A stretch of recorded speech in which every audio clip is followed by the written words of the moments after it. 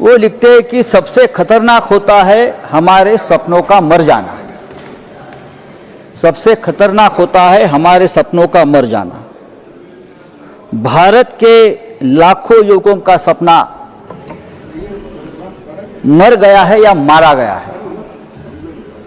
20 जुलाई को जंतर मंतर पर उन सपनों पर लाठीचार्ज हुआ, टीयर गैस छोड़े गए, लाठियों को किले लगाकर मारा गया बच्चों को, और आखिर में पैलेट गन चलाकर युवकों के सपनों को खत्म करने की कोशिश की।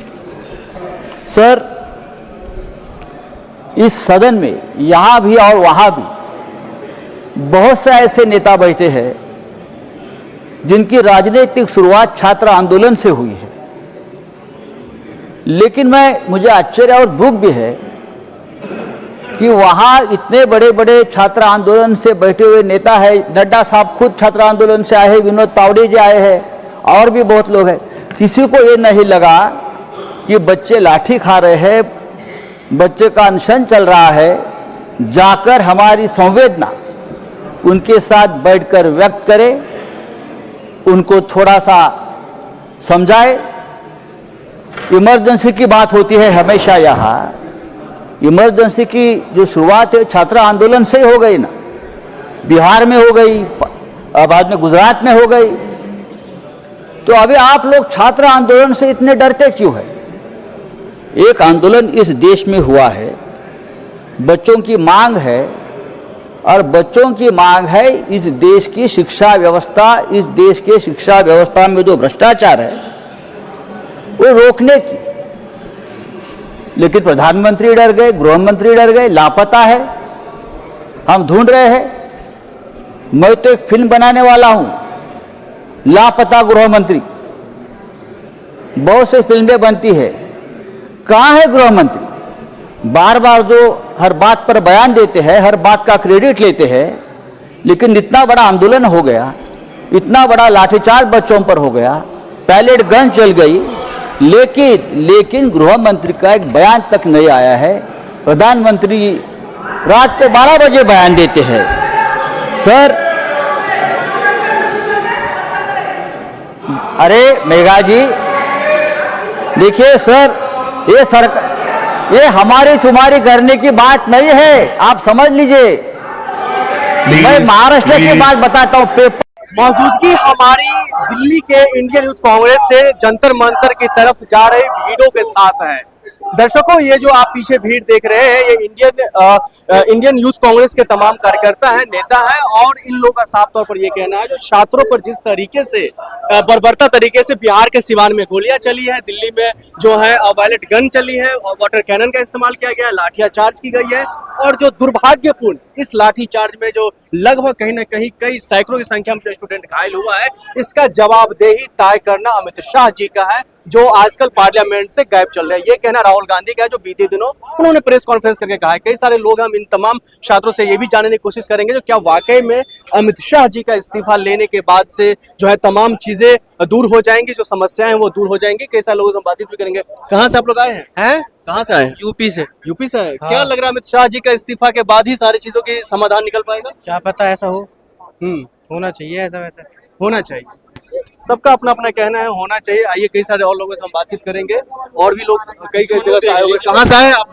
हरियाणा से। क्या लग रहा है अमित शाह जी का आप लोग इस्तीफा मांग रहे हैं, ऐसा पॉसिबल है? हो जाएगा? भाई पूरी कोशिश करे तो भाई मिल जाएगा। सर, क्या लग रहा है अमित शाह जी का इस्तीफा का कॉल दिया गया है, ऐसा हो पाएगा?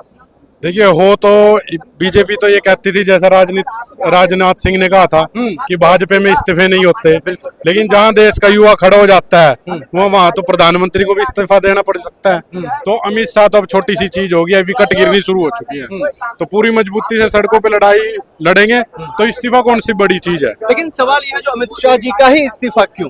क्योंकि जो लाठियां पड़ी हैं वो किसने मारी हैं लोगों के ऊपर? दिल्ली पुलिस। तो दिल्ली पुलिस किसके अंडर आती है? गृह मंत्री अमित शाह जी के अंदर। तो फिर अमित शाह इस्तीफा क्यों नहीं देंगे? उनकी पूरी जिम्मेवारी बनती है इस्तीफा देने की, और इस्तीफा उनको नैतिकता के आधार पे देना चाहिए कि मेरी मेरे गृह मंत्रालय के कार्यकाल के दौरान छात्रों पे इस तरीके से लाठीचार्ज हुआ है वो शर्मनाक है।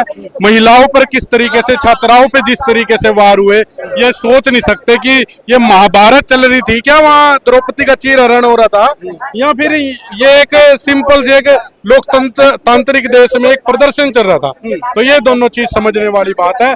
अगर थोड़ी सी नैतिकता भाजपा में, वैसे तो जिस दिन आरएसएस और भाजपा में चले जाते हैं नैतिकता खत्म हो जाती है, लेकिन फिर भी अगर किसी कोने में उनके भी परिवार है, कुछ छोटी मोटी थोड़ी सी नैतिकता बची हो तो उनको खुद से इस्तीफा दे देना चाहिए। राहुल गांधी जी कल प्रेस कॉन्फ्रेंस में और संसद के अंदर में कह रहे मुझे बोलने नहीं दिया जा रहा है। प्रेस कॉन्फ्रेंस करके कहते हैं जब अमित शाह जी का हाथ पांव कांप रहे थे, जब वो गाड़ी में थे, वो संसद के अंदर नहीं आ रहे डर से। सारी भाजपा डरपोक है, यही तो कारण है माफी नामे वाले लोग हैं। जब अंग्रेजों की गोलियां सामने होती थी ना तो ये माफी मांग लेते थे। जो इनके आइडल है ना सावरकर जी, वो तो माफी की चिट्ठी लिख देते थे कि हमारे खिलाफ कुछ ना हो। तो ऐसे ऐसे लोग के वंशज कैसे होंगे? ये डरपोक लोग हैं। सिर्फ ये है जब ये हाल हुआ है देश का, तभी तो ये ट्रंप जी के कहने पे अपना युद्ध रोक देते हैं। सर अगर अमित शाह जी इस्तीफा नहीं देते, धर्मेंद्र प्रधान इस्तीफा नहीं दिया, संघर्ष लड़ा गया, छात्रों की जीत हुई, अमित शाह जी इस्तीफा नहीं देते तो आगे क्या करेंगे आप लोग? ऐसे ही पूरी मजबूती से सड़कों पर लड़ाई लड़ते रहेंगे जब तक इस्तीफा नहीं होता। बिल्कुल, सड़कों पर लड़ाई लड़ते रहेंगे जब तक इस्तीफा नहीं होता है। अभी हम लोग जो तमाम प्रोटेस्टर के साथ जो प्रोटेस्ट जो कर रहे हैं इंडियन यूथ कांग्रेस के साथ आगे बढ़ रहे हैं, जंतर मंतर की ओर हम लोग बढ़ रहे हैं।